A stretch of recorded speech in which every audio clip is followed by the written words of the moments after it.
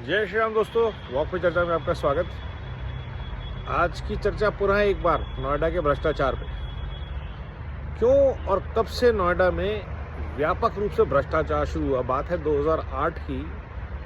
मायावती जी की सरकार थी और उन्होंने दबा के लैंड पार्सल बांटे, जहाँ पे कहा जाता है उनके भाई का भी कई कंपनियों में स्टेक था, इन्वेस्टमेंट थी। और जो पैसा उस समय एक शराब माफिया थे, पॉन्टी चड्डा, कहते हैं एक ज़माने 25 से लेकर के 100 रुपये तक हर बोतल शराब की जो होती थी, बिकती थी यूपी में, उसका पैसा जो था वो बहन जी के लोग वसूल करते थे। और वो पैसा इतना हार्ड कैश ऑन होता था कि उसको कहाँ लगाएं समझ नहीं आता था। तो उन्होंने कई लैंड पार्सल निकाले और उसमें इन्वेस्टमेंट के लिए जो व्हीकल बनाए गए, कंपनियां बनाई गई, इंटरनेशनल इन्वेस्टर्स, वेंचर कैपिटलिस्ट, वो सारी ऑफशोर रजिस्टर्ड कंपनियां थी जो राजनीतिक परिवारों से संबंध रखती थी। और इन कंपनियों को अचानक इन्होंने 1000-2000 करोड़ बिल्डर्स के साथ इन्वेस्ट किए। बिल्डर्स ने फटाफट ज़मीनें ली 2008-9 में, आलीशान लोकेशंस पे प्लॉट, और उनको बनाना शुरू किया बहुत स्पीड से। लोगों को बेचा, वैल्यू बढ़ाई और अपना पैसा नंबर 1 का करके निकल गए। रेडफोर्ड जहांगीर कैपिटल एक ऐसी कंपनी का नाम आता है जिसके सामने कोई भी नहीं हो, लेकिन पीछे किसी राजनीतिक परिवार का पैसा था। और ऐसी बहुत सारे कंपनीज। 2011-12 तक ग्रेटर नोएडा वेस्ट में ये खेल हुआ शुरू। जो इंडस्ट्रियल इस्टेट बनाई गई थी, इंडस्ट्रियल लैंड था, एक्वायर किया था ग्रेटर नोएडा अथॉरिटी ने, उसको बहुत स्मार्टली रेजिडेंशियल डेवलपमेंट के लिए बेचा गया। बहुत औने पौने दामों में बेचा गया। बिल्डर्स ने बहुत सस्ते फ्लैट निकाले और सबने दमा के पैसा कमाया, लोगों को घर बेच दिए। कुछ डेवलप हुए, कुछ आज तक डेवलप नहीं हुए। और नोएडा अथॉरिटी के जितने ऑफिशियल थे वो सब इसमें लगे रहे। सरकार बदली, अखिलेश जी की सरकार आई, गेम चालू रहा और बड़ा हुआ। ये गेम सबको बहुत अच्छा लगा। जेपी, विस्टाउन, एक्सप्रेसवे पे विस्टाउन, बड़े बड़े प्रोजेक्ट अनाउंस किए गए।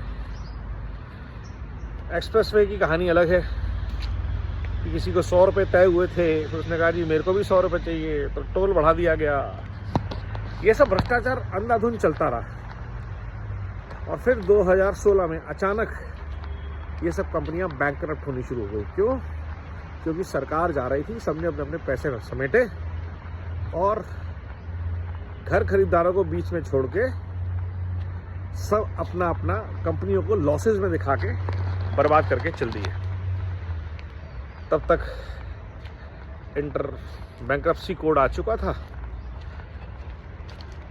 फ्रॉड हुआ और 2016-17 में बिल्डर्स ने अपने आप को बैंकरप्ट डिक्लेयर कर दिया, जैसे योगी जी की सरकार आई यूपी में। टाइमलाइन देखिए आप। अब क्योंकि बिल्डर बैंकरप्ट है तो कोर्ट केस में चल रहा है। और जिन लोगों ने 2013-14 में एनसीडीआरसी में केस कर दिया था और जिनको लगभग एनसीडीआरसी ने फैसला कर दिया था कि भ्रष्टाचार है, कंज्यूमर के राइट्स, टाइम पे घर नहीं मिला है तो बिल्डर के खिलाफ कार्रवाई होगी, वो कोर्ट भी फटाफट, वो केस भी फटाफट अटैच कर दिए गए एनसीएलटी में और आरपी अपॉइंट होना शुरू हो गए। और ये खेल 2017-18 से शुरू हो गया।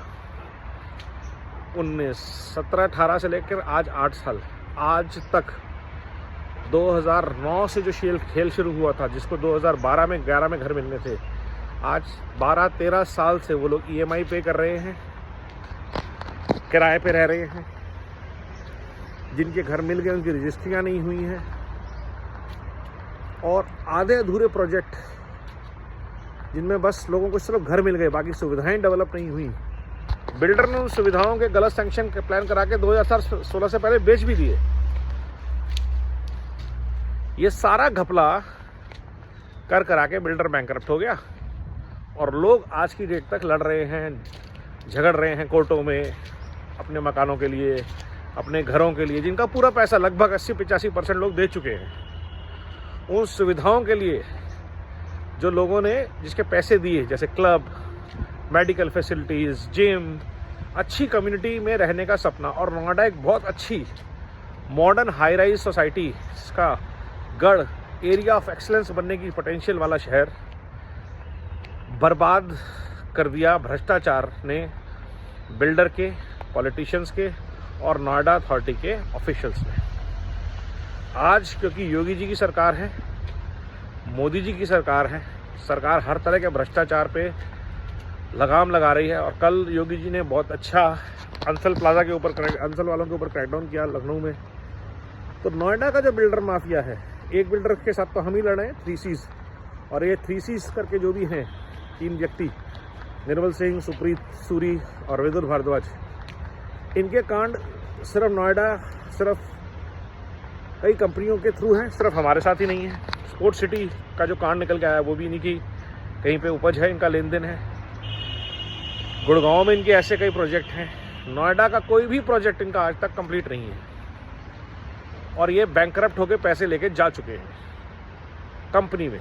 अदरवाइज करोड़पति लोग हैं, मोटे मोटे धंधे चल रहे हैं। Lotus valley school Nirmal Singh ji का है, बहुत आलीशान रईस व्यक्ति हैं, लेकिन घर पूरा करने के लिए पैसे नहीं हैं इनके पास। IFMS लोगों का खा गए,